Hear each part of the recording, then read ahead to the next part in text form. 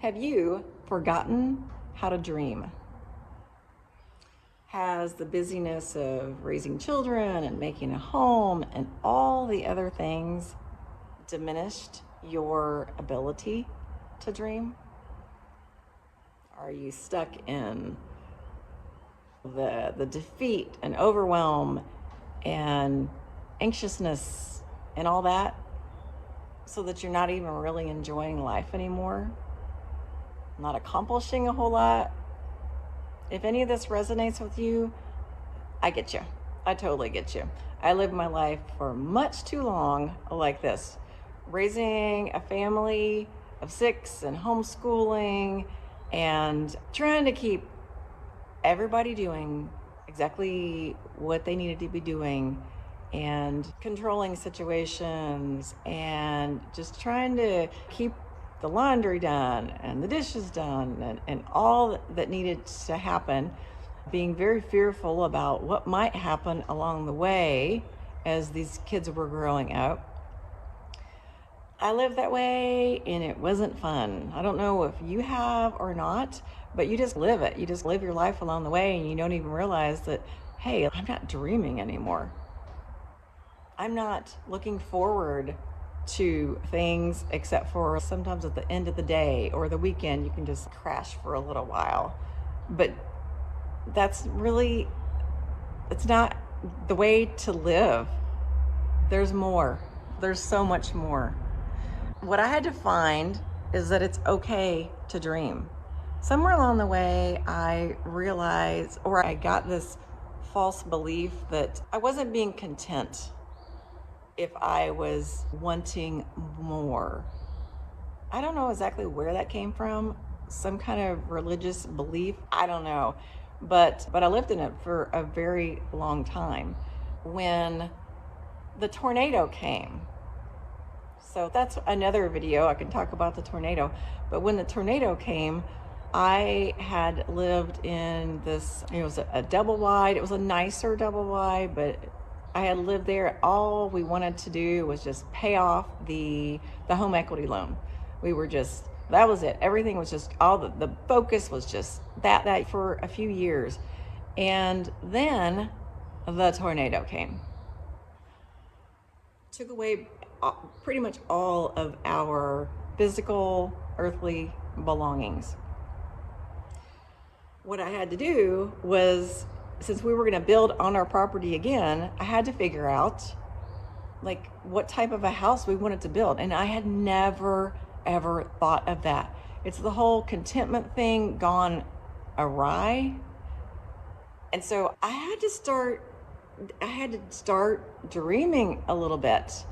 I had to look at other houses and say, oh, the way that they did the roof line there, and I like the design of this one. But I had never allowed myself to really think, you know what, I like that. And it may not be a house for you, it may be some other thing, but do you let yourself dream, hope, imagine? Like little kids, they just see something they want to create and they go and do it. That's important in our life. That's how God created us to be. God is the master creator, and we are made in his image. And so many of us are just consumers. We consume, we take in, but we don't create. And we are made for that. We're made to dream, envision, use our imaginations, be creative and resourceful. It's Ephesians 3. And if you are not a Christian, you are welcome here. Okay, you are welcome here. But I am going to have some scriptures. So Ephesians 3 says, now to him who is able to do exceedingly abundantly above all that we ask or think, or some versions say imagine, according to the power that works in us, the Spirit of God. To him be the glory in Christ Jesus throughout all generations. He would not have said above all that we ask or imagine, or if he did not meant for us to use our imaginations. Of course, anything can be used for good or bad, but God gives us our imagination. He gives us dreams, visions. Some people have dreams at night. Some people imagine things during the day. And it could, what God gives you, an idea that God gives you, think about it. God gave the Wright brothers the idea of venturing out, away from their bicycle shop into creating this thing that would fly up in the air like birds. That was just an idea that they had, a spark that they had. And look at us today, flying all over the place. Joseph in the Bible, God gave him dreams, and many of other people in the Bible had different types of dreams or visions also, or ideas to do something. I think of Harriet Tubman. She was the slave who led hundreds of other slaves, I believe it was like pre-Civil War, to freedom. She had an idea, and it wasn't some flighty idea, oh, we could just do this. No, it was serious business. So some of your ideas, your dreams will be lighthearted, and some will be really impacting for others.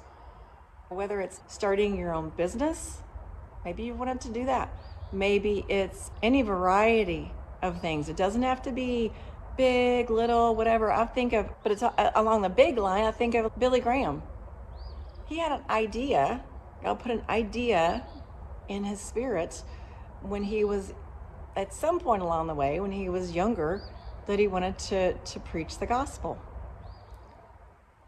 Can you imagine our life today and all that he impacted and everything if he had not just gone with that idea? But we're so afraid to, or we're so lacking confidence in that we just cannot step forward and say, okay, I got this idea. It sounds crazy. We may even say that's probably not going to work, but you know what? But what if it does? And what if this is what God has for you, for yourself, but even greater than that, for the kingdom, to impact other people? What if it's that thing that you're made to do? And I believe that many of us, that we are all made to do, many things. We have different callings at different times in our life. So even, we might think, oh gosh, they did these huge things and I'm just a little old me. Wow, but you know what? You're a little old you who can do exactly what God has given you the idea to do. And all you have to do is just go with that idea. He takes it from there. It can be a little idea at first, or it can be a huge idea. And then he takes it from there. There's a lot of lies that we believed, and we believe that we don't even know that we believe. But when we find that we are believing a lie and we change it, we change what's running in our mind and heal our heart from it, things change. Things change. John 10:10 says, the thief, Satan, cometh only to steal, kill, and destroy. That's it.